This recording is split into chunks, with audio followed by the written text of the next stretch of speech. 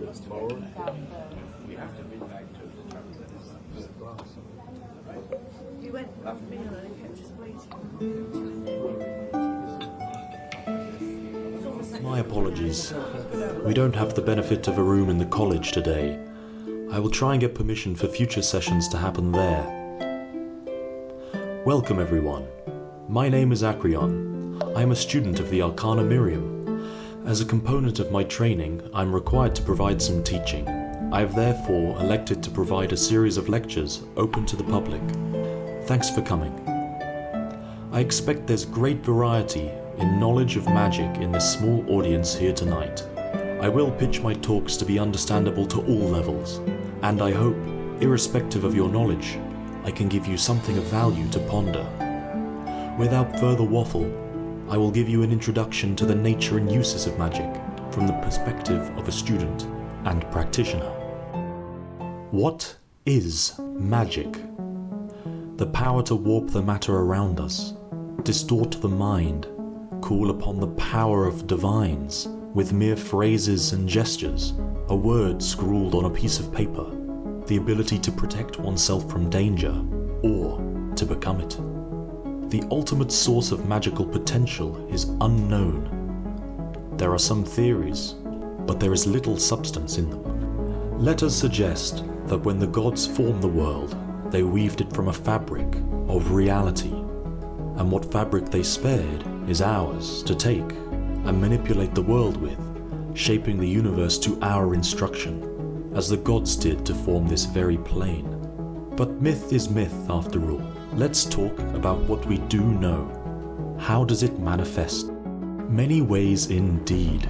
Spells with a vocal or gestural component are what you will be most familiar with.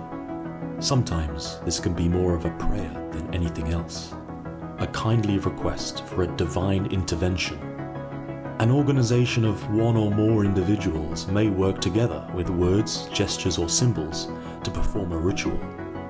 Magic can also be captured within objects, such as an enchantment on a weapon, or a spell captured for future use, like a scroll. Scrolls often take the form of a heavy vellum, with the work of one spellcaster scribed onto the object.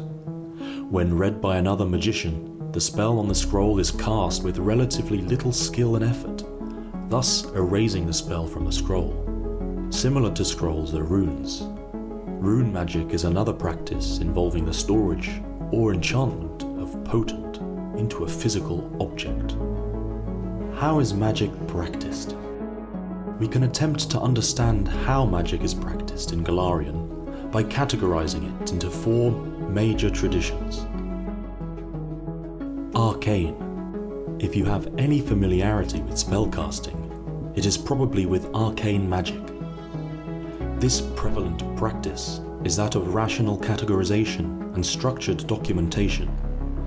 This allows us to create a broad range of practical effects and allows the work of one wizard to be understood and applied by another. We at the college by far engage with this practice more than any other, but it is certainly worth being aware of the spectrum of other magi and their methods of magic. Arcane magic usually requires a physical component, such as specific materials that will be depleted by the spell, or with a reusable arcane focus. An arcane focus is a special item such as a crystal, rod, staff, wand, etc. that can channel magic in the absence of specific material components. Compared to the other traditions, arcane magic is known for its immediately dramatic and destructive capabilities. Divine. Divine magic refers to that obtained through an immortal entity, a mortal granted the gift of special attention, usually from a god or goddess, a being from beyond the material plane. Elaborating on the great beyond is really for another time.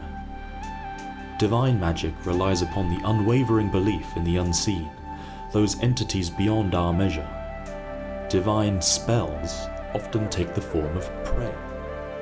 The divine tradition is that of clerics or sorcerers with a celestial or fiendish lineage. Rare few individuals are chosen as champions to enact the bizarre interests of their particular divine in the material plane. Primal. Primal magic is focused on the attunement of one's instincts and on ties to the natural world. Some druids and sorcerers can trace their bloodlines back to the Fae and the beasts, and these spellcasters specialize in primal magic. The traditions are closely tied to the Old Faith, or the Green Faith, as it is often known. It is among the oldest forms of worship in Golarion. This naturalistic philosophy is appreciated by most druids, as it places respect for the natural world as a core value. A fusion of primal with arcane magic is taught at the Magaambya, Golarion's oldest academy of the Arcane. It has been a center of study and teaching for thousands of years. Occult. Occult magic is probably the least understood of all magical traditions.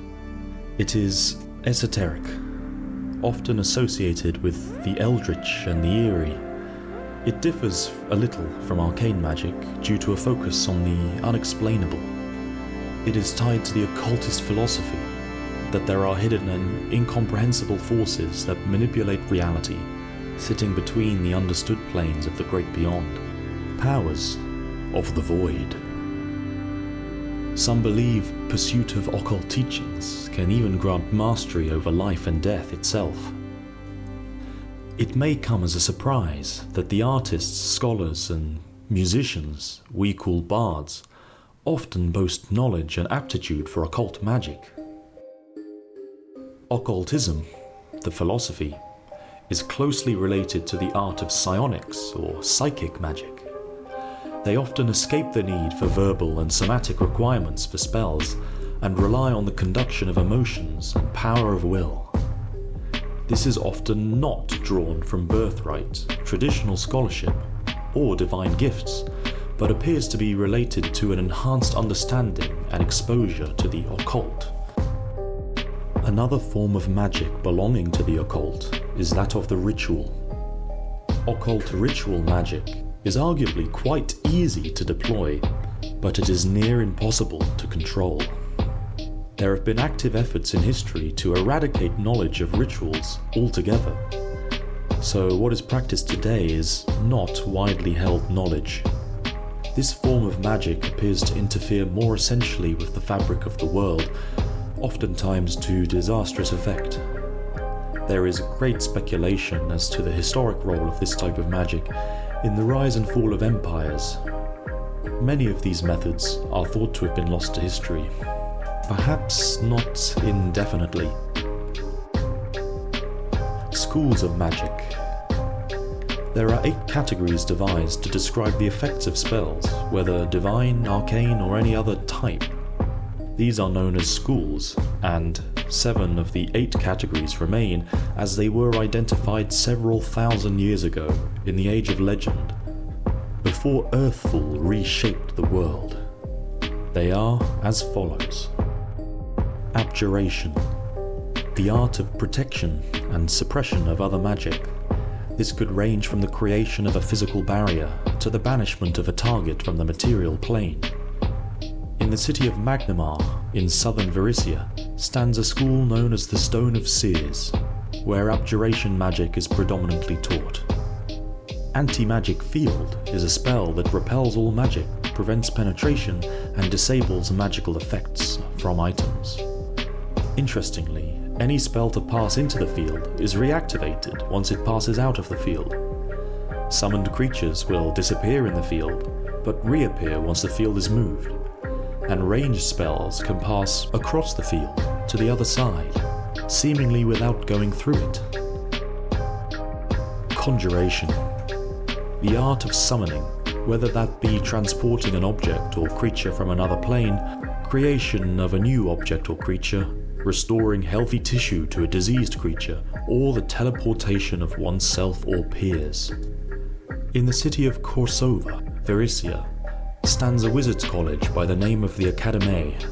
Specialists in conjuration, they are required to pass a challenging conjuration exam in order to graduate. Conjurers can summon magic forms of creatures of a power relative to their own. A novice conjurer may summon a swarm of rats or a snake, where the most talented might be able to summon a purple worm or a dreaded black scorpion. Divination.